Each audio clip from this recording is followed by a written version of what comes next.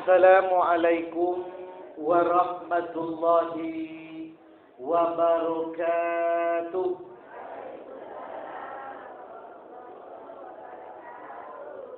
Alhamdulillahi rabbil alamin. Wassalatu wassalamu ala asrafil anbiya'i wal mursalin wa ala alihi wa ashabihi wa man tabi'ahum bi ihsanin ila yaumiddin. Bapak-bapak, ibu-ibu, kaum muslimin dan muslimat yang dimuliakan oleh Allah Subhanahu wa taala. Pada malam ini, pada malam yang ke-25 daripada bulan suci Ramadan pada tahun ini, kita kembali bersyukur kepada Allah Subhanahu wa taala. Alhamdulillah, dengan rahmat dan nikmatnya pada malam ini kita telah dapat melaksanakan salat Isya secara berjamaah, yang pahalanya disebutkan oleh Nabi dalam hadis surah Imam Muslim adalah 27 kali lipat dibanding kita salat sendiri di rumah atau di tempat lainnya. Satu kali tadi kita melaksanakan solat berjamaah Isya di masjid ini, sama arti awak 27 kali awak solat. Kemudian kini awak lanjutkan dengan acara santapan rohani Ramadan, di mana Rasulullah SAW dalam hadis Imam Muslim yang selalu kita ulang-ulang, Nabi bersabda, kata Rasul, siapa yang membuka jalan, memulai jalan untuk menuntut ilmu-ilmu agama, kata Rasul, maka Allah akan mudahkan jalan baginya di antar jalan menuju surga. Amin ya rabbal alamin. Jadi kita duduk bersimpu, duduk batelo, duduk maunju di musaji ko 5 boleh 20-25 ini mendangun santapan rohani Ramadan. Itu termasuk kata Rasul, Allah akan mudahkan jalan bagi kita di antara jalan menuju surga nanti, insya Allah. Kemudian nanti awak akan lanjutkan dengan solat tarawih dan witir berjamaah bersama imam. Rasulullah SAW bersabda dalam hadis surah Imam Muslim, man qama Ramadan imanan wa ihtisaban ghufira lahu ma taqaddama min dzambi. Kata Nabi, siapa yang mendirikan bulan suci Ramadan, siang harinya puasa, malam tarwih, witir, tadarus Al-Quran, berimpak, bersedekah, berzikir, berdoa, kata Allah, kata Rasulullah SAW, dengan penuh iman dan perhitungan, maka Allah akan mengampuni dosa yang telah berlalu. Amin ya rabbal alamin. Apalagi 10 malam terakhir kau banyak amalan-amalan yang disunnahkan oleh Nabi, seperti iktikaf, seperti lebih banyak beramal dibanding malam-malam sebelumnya. Kemudian selawat dan salam Allahumma salli ala Muhammad wa ala ali Muhammad, sama-sama kita sampaikan kepada junjungan alam, payung panji kita, yakni Nabi besar Muhammadun sallallahu alaihi wasallam. Beliau telah membawa kita umat ini dahulu dari zaman yang mengendarai kuda sampai kepada zaman sekarang ini orang mengendarai Honda. Dari dahulu orang mengendarai unta, sampai sekarang ini orang mengendarai Avanza. Alhamdulillah, begitu. Dari alam penuh dengan kegelapan kepada alam yang penuh terang benderang, minas zulumati ilan nur. Alhamdulillah. Bapak Ibu kaum muslimin dan muslimat yang Allah muliakan, pada saat ini apabila kita menonton di televisi, membaca di surat kabar, atau mendengar berita, sebagian besar saudara-saudara kita kaum muslimin yang ada di Palestina umumnya dan di Gaza pada khususnya sedang dikepung, dibombardir, diserang, dibumi hanguskan oleh tentara Zionis Israel, laknatullah alaihi. Jadi kalau kita menyebut nama Nabi Muhammad sallallahu alaihi wasallam, menyebut nama Nabi Adam dan nabi-nabi lain, alaihis salam. Malaikat Jibril alaihis salam. Para sahabat-sahabat Nabi itu diberikan gelar oleh Rasul. Abu Bakar diberi gelar dengan As-Siddiq, begitu juga sahabat lain. Bahkan Nabi palsu diberi nama Musailama Al-Kadzdzab, Musailama Panduto. Musailama pangcuan, Nabi palsu. Oleh karena itu Zionis Israel ini wajar kita berikan gelar Israel laknatullah alaihi. Semoga Allah melaknatnya. Amin. Jadi Bapak Ibu yang dimuliakan oleh Allah Subhanahu wa taala, kita umat Islam ini adalah bersaudara. Kita go badun sana antara umat Islam yang satu dengan umat Islam yang lain. Dalam surah Al-Hujurat ayat 10 Allah taala berfirman, "Innamal mu'minuna ikhwah." Sesungguhnya orang mukmin itu, kata Allah taala, adalah bersaudara. Kalau kita berselisih dengan orang lain, ada anak kita berkelahi dengan orang kampung seberang, maka tentu yang pertama kita minta tolong adalah saudara kita. Dan yang mau menolong kita yang pertama adalah saudara kita, adalah keluarga kita. Oleh karena itu orang mukmin, orang muslim yang ada di Binuang itu badun sana dengan umat Islam yang ada di Palestina. Umat Islam yang ada di Indonesia badun sana dengan umat Islam yang dimanapun berada di muka bumi ini. Bahkan dalam sebuah hadis yang diriwayatkan oleh Imam Muslim, Nabi sallallahu alaihi wasallam bersabda dari Abi Musa Al-Ansari radhiyallahu taala anhu, "Al-mu'minu lil mu'min." Orang mukmin yang satunya Nabi dengan mukmin yang lain, kal bunyani yashuddu ba'dahu ba'da, adalah bagaikan satu bangunan yang saling mengokohkan antara satu dengan yang lain. Sedap pula rumah tuan cak awak buat atau mahe awak balik genteng yang mahal loh. Tapi apabila tiang yang menjadi penyangga rumah itu tidak kuat, ya enggak, atau dinding-dindingnya tidak kuat, itu rumah itu akan mudah ambruk. Begitu juga sekuat apapun tiang, sebanyak apapun bor tiang kiri awak gunung untuk membuat tiang rumah, tiang musaji atau tiang yang lain, atau dinding-dindingnya, apabila pondasinya itu tidak kuat, maka rumah juga akan ambruk. Kenapa? Karena bangunan yang satu dengan bangunan yang lain itu adalah saling menguatkan dan saling mengokohkan. Begitulah kita umat Islam ini.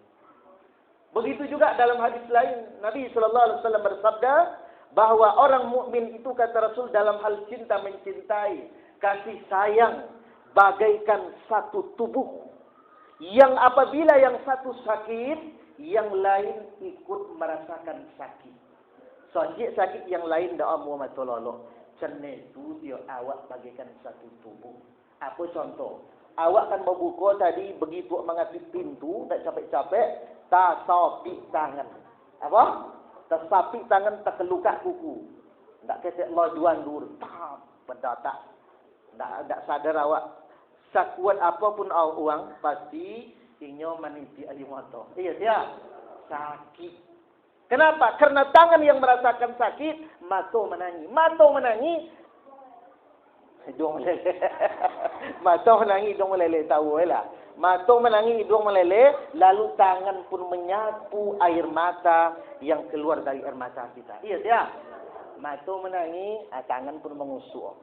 Cene tu saling tolong menolong, bantu membantu. Pawi yang sakit. Contoh jam 2 tadi awak biasa kena penyakit mah. Tiba jam 2 bangkit, ya Allah sakit, pawi apa ya Allah. Lai sampai puasa ke lepek jam 9 hanya. Ya dah. Dia apa pawi sakit, mulut kita berbicara, ya Allah sakit. Kenapa? Karena kita bagaikan satu tubuh, antara yang satu dengan yang lain saling merasakan sakit. Bahkan bila gigi wak sakit malam mai, apalagi kiri kanan bongkak leleh, masuk na amul Allah. Iya dia. Cenetunya Nabi masuk na amul Allah. Dia apa? Kita bagaikan satu tubuh. Sekarang umat Islam, ya di Palestina itu kan mayoritas umat Islam, meskipun ada non-Muslim, terutama di Gaza. Sebab Bapak Ibu yang dimuliakan oleh Allah Ta'ala, disebutkan di dalam sejarah bahwa Mesir dan Palestina itu adalah termasuk negara pertama di dunia yang mengakui kemerdekaan Indonesia. Jadi kita dahulu tidak bisa merdeka tanpa diakui oleh negara lain. 1 tahun sebelum Indonesia merdeka, tanggal 6 September tahun 44. Lah kasih awak. Mamak lah dah kasih tahun 44. Aduh lewianya. Dan malangnya. Kan itu. 1 tahun sebelum Indonesia merdeka, pemimpin Palestina yaitu mufti besarnya, imam besarnya, yaitu bernama Syekh Muhammad Amin Al-Husaini, dia mendukung kemerdekaan Indonesia, disampaikan kepada seluruh media yang ada di Jazirah Arab ketika itu dan media-media barat lainnya berturut-turut mendukung kemerdekaan Indonesia. Bahkan rakyat Palestina turun ke jalan berdemonstrasi mendukung kemerdekaan Indonesia. Masya Allah, begitu mereka mendukung kita. Sayang seribu sayang, sampai sekarang mereka belum merdeka. Sampai belum merdeka. Dahulu mereka mendukung kemerdekaan kita. Kemudian ada seorang pengusaha kaya, orang Palestina yang bernama Muhammad Ali Tahir. Muhammad Ali Tahir ketika itu seorang pengusaha warga Palestina. Dia serahkan seluruh uangnya. Dia bukan hanya jutawan tapi miliarder, bahkan mungkin triliun. Subhanallah. Dia serahkan seluruh uangnya tanpa materai, tanpa bukti transfer, tanpa kwitansi. Dia serahkan 100% bulat-bulat di Bank Arabiyah di Palestina ketika itu, tanpa meminta pertanggungjawaban siapapun. Dia serahkan sepenuhnya untuk mendukung kemerdekaan Indonesia. Masya Allah, begitu besarnya pengorbanan orang Palestina kepada kita. Sekarang mereka diintimidasi, mereka dikepung, na'udzubillah, summa na'udzubillah. Oleh karena itu kita mesti bersimpati. Karena Rasul bersabda dalam hadis dari Imam Muslim dari Abdullah bin Umar. Kata Rasul, al-muslimu abul muslim. Orang muslim yang satu dengan muslim yang lain adalah bersaudara. Oleh karena itu jangan kalian sakiti mereka. Dan jangan kalian biarkan mereka tersakiti. Ini adalah hadis Nabi SAW 14 abad yang telah lalu. Memang apabila kita mendengar di berita, menonton di televisi, membaca di surat kabar, penyebab utama mereka menyerang negeri Palestina itu negeri para nabi. Jadi di Palestina itu lahir dan berdakwah beberapa orang nabi, di antaranya Nabi Sulaiman alaihissalam. Begitu juga Nabi Ishak dan nabi-nabi lainnya. Oleh karena itu Palestina itu negeri para nabi. Mereka menuduh meninggalnya 3 orang pemuda Israel disebabkan oleh kelompok Hamas yang memang dominan, milisi bersenjata, partai politik yang memperjuangkan setiap inci bumi Palestina, tegaknya kemerdekaan negeri itu dan memperjuangkan hukum-hukum Allah. Mereka tidak suka. Tetapi ini sesungguhnya adalah alasan belaka. Allah sudah jelaskan 14 abad yang telah lalu dalam surah Al-Baqarah 120. Di mana Allah Subhanahu wa taala berfirman, "Walan tardu ankal yahud walan nasara hatta tattabi'a millatahum." Tidak akan senang, kata Allah Ta'ala, orang Yahudi dan orang Nasrani sebelum kamu mengikuti cara-cara mereka. Mereka tidak akan pernah senang dengan berbagai cara. Mereka akan berupaya menzolimi kita, berusaha mengazab kita, dan lain sebagainya. Dan itu dia buktikan kepada negeri Palestina, khususnya di Gaza. Jadi Gaza ini itu sebuah daerah di negara Palestina yang belum merdeka. Gaza ini panjangnya lebih kurang 41 km. Lebar Nagoyi itu, Gaza itu lebih kurang 6 sampai 12 kilo. Jadi memanjangnya. Kekio panjang dari Siko ke Sungai Pinang lah, atau Siko ke Kuala kalau ada kepakan. Enak. Begitu. Tapi penduduknya cukup padat. Mayoritas penduduknya adalah Muslim. Ada yang non-Muslim, tapi dalam hal ini mereka bersatu dengan kaum Muslimin. Hari ini puluhan ribu rakyat Palestina yang berada di sekitar Gaza itu meninggalkan kampung halamannya, mengungsi tanpa arah. Subhanallah. Oleh karena itu sebagai umat Islam yang jauh tinggal di negeri ini, ada 4 cara kita menolong mereka. Yang pertama, doa. Apa Ibu? Doa. Doa ini senjata orang-orang beriman. Doa ini tidak main-main. Bukankah ketika Nabi Musa dikejar oleh Fir'aun laknatullah alaih, ketika Nabi Musa dan pengikut-pengikutnya kaum muslimin berada di tepi laut yang cukup luas, dia berdoa kepada Allah Ta'ala, maka seketika laut itu terbelah menjadi dua. Nabi Musa sampai ke Subarang, diikuti oleh Fir'aun sampai tengah laut Batawi, laut Cakap. Iya, ya. Maka disebutlah laut itu dengan Laut Merah. Sampai sekarang jasad Fir'aun itu bisa kita lihat di Mesir. Bagi kita yang pernah ke Mesir, subhanallah.